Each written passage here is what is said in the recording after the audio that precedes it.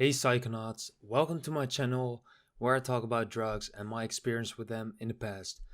Well, today I'm going to talk about my favorite drug combinations.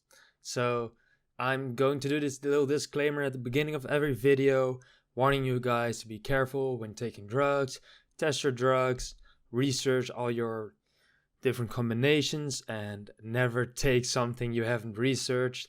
Best websites for drug research are the Drug Classroom and Psychonaut Wiki. I'll link them in the description. And also, if I said something wrong in the video, please correct me in the comments. So let's get right into it. My first favorite drug combination is MDMA and ketamine. The euphoria from the MDMA is amazing, and then the sedation from the ketamine and the visuals really adds to it. It has a great wave of euphoria. Some of the anxiety you feel on MDMA goes away from the ketamine. You're a little bit more relaxed. You can sit down for a little second. I even saw some purple trails and some mosaic-like structures on the walls.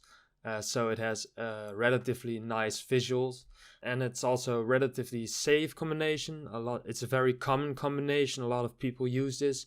So there are a lot of reports online on this combination specific. So do some research, look into it, and maybe it's something for you.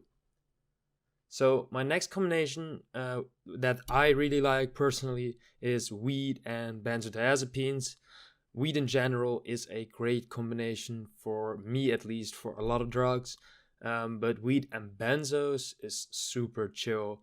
I mean, it just increases the effects of each other's. It's more euphoric, a little more visuals from the weed. Sometimes on benzodiazepines, you don't feel like you're really feeling it. You feel like a little sobered up. But when you smoke a joint, you really get into that barred state again, which is very nice. If you just took some pills and you're not feeling it. And it's also a very safe combination. I think benzodiazepines and weed, I mean, if you don't overdo it, it can be very safe. And my next one is a little bit controversial, but it is actually benzodiazepines and 4-HOMET. 4-HOMET is a very strong visual psychedelic. It's a little controversial because a lot of people say that if you take benzos with psychedelics, it takes away the psychedelic experience. But with benzos and 4-HOMET, the visuals stay in most cases. So it's really chill to just take a few milligrams of benzos to chill out and take like a 20 milligram dose of 4-HOMET, which is a pretty high dose.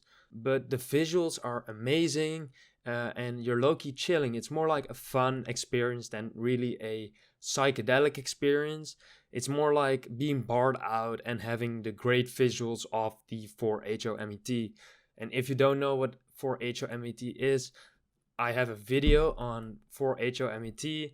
Also link that in the description below, so check that out. And the next one, I'll warn you before I'll tell the story that you should not do this. And if you do this combination, be warned that it can go downhill very, very quickly. One of my favorite combinations still is MDMA and benzos. For me, the MDMA has like that underlying anxiety sometimes that you feel like that you're a little uneasy in your body, and if you combine the benzodiazepines with the MDMA, it not only takes away the anxiety, but also the euphoria is unmatched. It's crazy. I'd say the euphoria is compared to doing like whippets on MDMA, but of course it lasts way longer and is even more euphoric and sedating at times. It's it's a great combination, but not only is it a great combination, like feeling wise, but it's also a very fucking dangerous combination. Not only can you get heart failure or respiratory depression, a lot of people just get totally mad. They can't remember where they are. They have vivid hallucinations and sometimes even a total delirium. almost everyone that does it blacks out, as in that they can't remember what they did while under the influence of MDMA and benzodiazepines.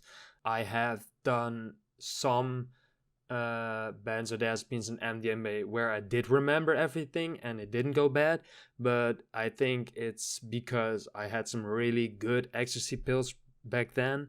But when your ecstasy is cut with anything other than MDMA, you're probably going to have a really bad time combining that with benzodiazepines. So yeah, I have seen this happen. I've experienced it myself several times. It's not fun if it goes downhill, so be warned for this combination. I also have a story on the time me and my friends did this combination and totally fucking blacked out. And I'll link that in the description below. Also, watch that. And yeah.